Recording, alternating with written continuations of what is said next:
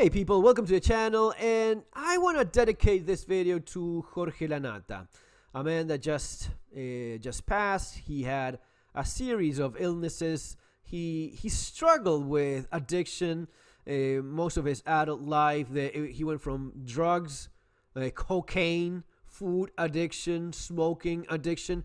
A man that was living life to the fullest, the way he wanted. I don't know exactly what it is.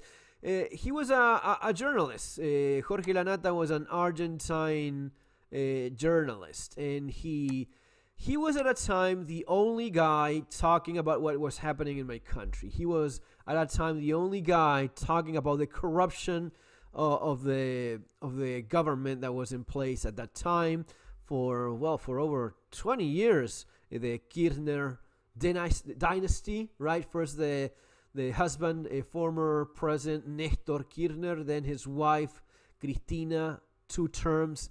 So these guys were in power for a long time. Then it was his secretary, it was Cristina's secretary that became the president. So typical of a banana republic dictatorship.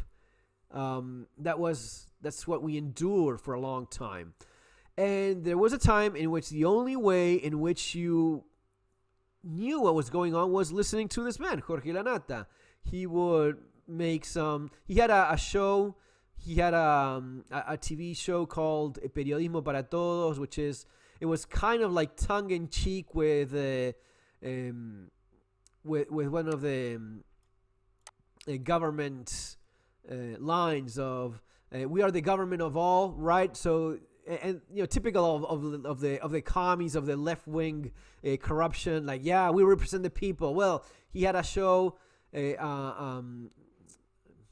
news basically, but investigative journalism, going very deep into the corruption aspects, getting witnesses and getting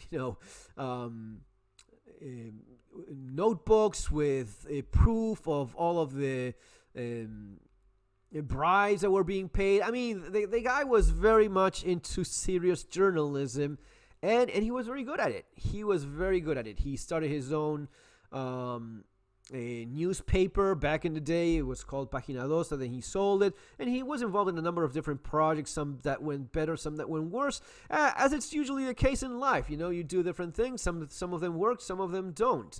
But he was definitely the kind of person that was of the addictive personality, addicted to work, addicted to food, addicted to drugs at a younger age. I saw a picture of him. He was a lot thinner. This was typically him. He was always smoking. He had a serious issue with addictions. So brilliant journalist, but very flawed guy on the personal aspect, right? Lived life at its fullest. He always was surrounded by women. Ironically enough, a very interesting personality. So he was pretty bright. And maybe that's one of the things that attracted people to him. He had one of his ex-wife. His ex-wife donated a kidney so that he could keep on living. Let me know let me know how many people you know whose ex-wife would donate you a kidney. So yeah, living life the way he wanted, basically. Now this is the part where I have a bit of I just want to be this way. This is the way I am. I do this. I don't take care of myself. I just don't look after my health. And that's me. If you don't like it, fuck you. That's basically his line. That was his thing, basically, right? If he was smoking during the TV show and he was fine, fine. I will pay it. I'll pay the fucking fine. I'll keep on smoking because this is what I want to do. Even though it was bad for him, even though it was terrible for him, he just kept on doing whatever the hell he wanted until he died. And he died at age 64, which is I was looking at it, 64 years old. You're not a child at 64, but there's people that are 64 years old and have, very active lives. There's people that are 74 years old and still doing things that many people in their 20s never dream of doing, simply because you stay at it. You keep on moving. You keep on looking after your health and doing so. And yeah, you live more. There it is. That's him. Thin Lanata. Thin guy Lanata. That was him back in Página 12.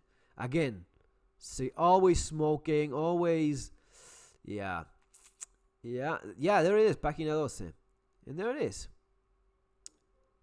Yeah, and he started with a more of a, as it's often the case, especially in this time.